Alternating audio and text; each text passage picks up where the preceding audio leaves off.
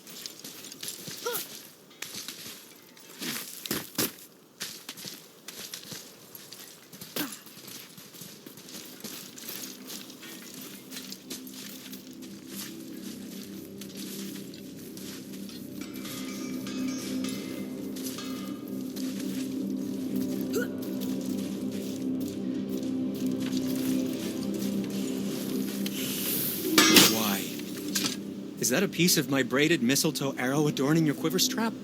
Oh, a little memento of your good pal Sindri? I'm so terribly touched.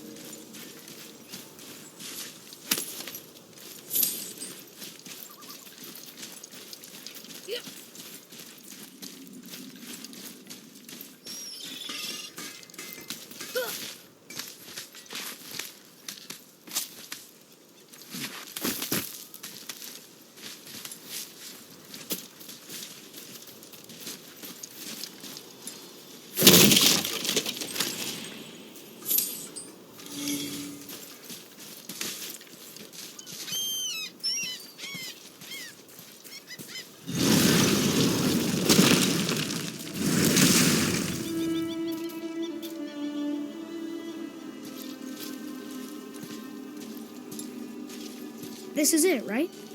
The Rqcstóll? Aye, lad. The Council of Valkyries. The Valkyries are of Valhalla, are they not? Glad to see you're paying attention, brother.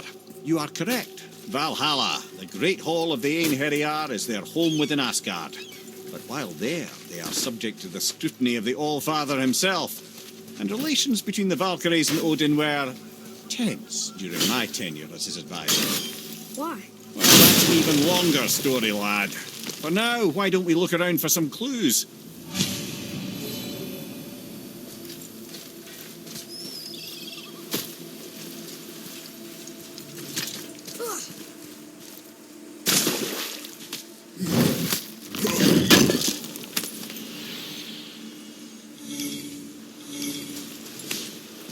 Try placing one of the Valkyrie helms on a throne.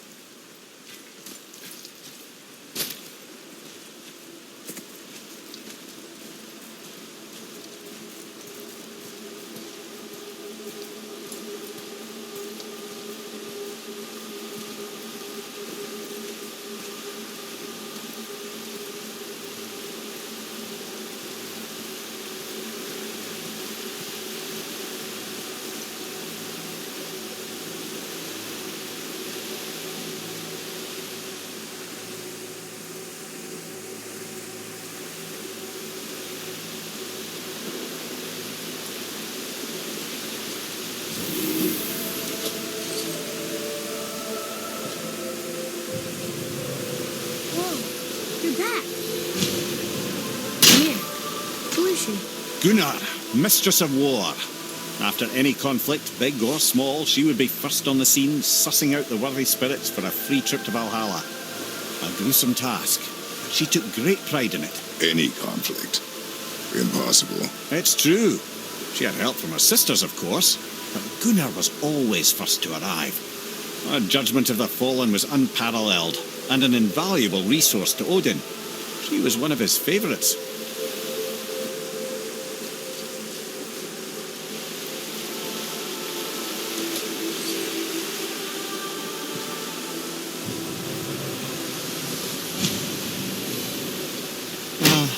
Gondul. Beautiful Gondul. Man, Huh? that's it? Beautiful Gondul?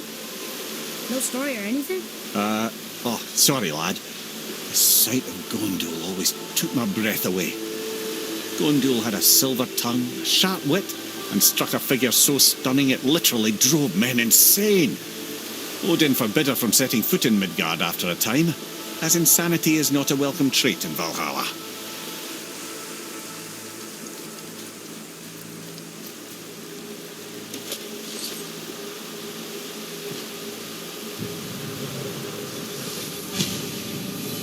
This is none other than Geirdriful, the master of arms in Valhalla, responsible for arming and training Odin's Einherjar. Is what? His army come Ragnarok. The entire reason Valhalla exists, you see. The Einherjar wait in the Great Hall endlessly, feasting, drinking and fornicating themselves silly. Once Ragnarok begins, Odin calls them into service to fight on his behalf. Geirdriful had her hands full training that lot.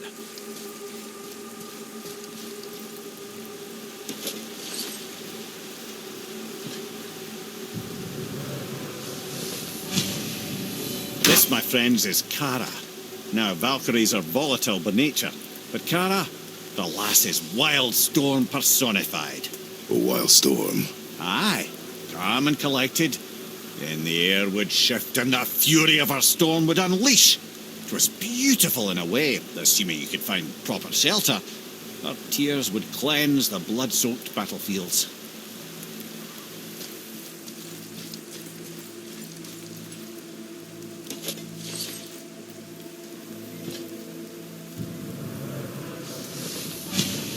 This is Rota, a chooser of the slain. I thought all the Valkyrie did that. Not exactly, lad. Although that is what they're most famous for, and by far their greatest responsibility.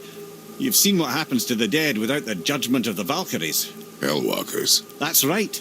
Rota, Gunnar, Skuld. Without them to clean up the aftermath of battle, hell overflows with souls meant for Valhalla. A sorry state of affairs. Rota must be beside herself.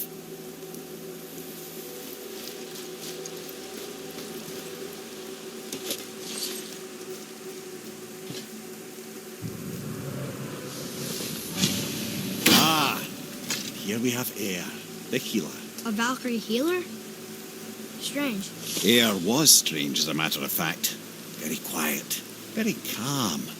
Where her sisters were violent rapids, Air was a gentle stream. She healed the wounds of both mortals and gods, and even a certain all-knowing sage who once drank too much and fell off a mountain. Not my proudest moment.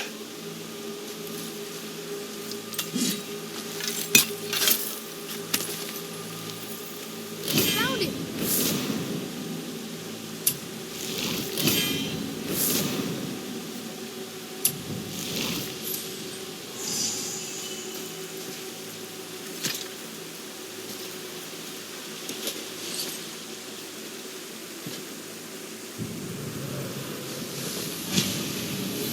Well, Hilda, mistress of battle. She and Odin got on quite well, actually. Her and the other Valkyries, not so much. She would spend most of her time here in Midgard observing discord between the living, and sewing some up herself from time to time. She lived for conflict. Some say she was conflict personified. I wonder what will become of her now that she's free.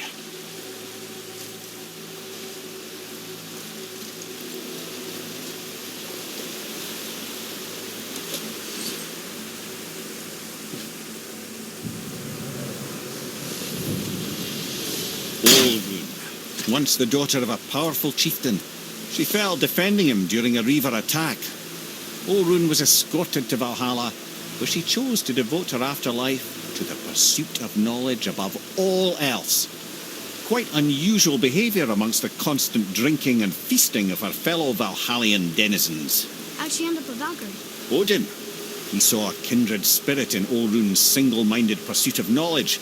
He appointed her as the Valkyries' resident historian.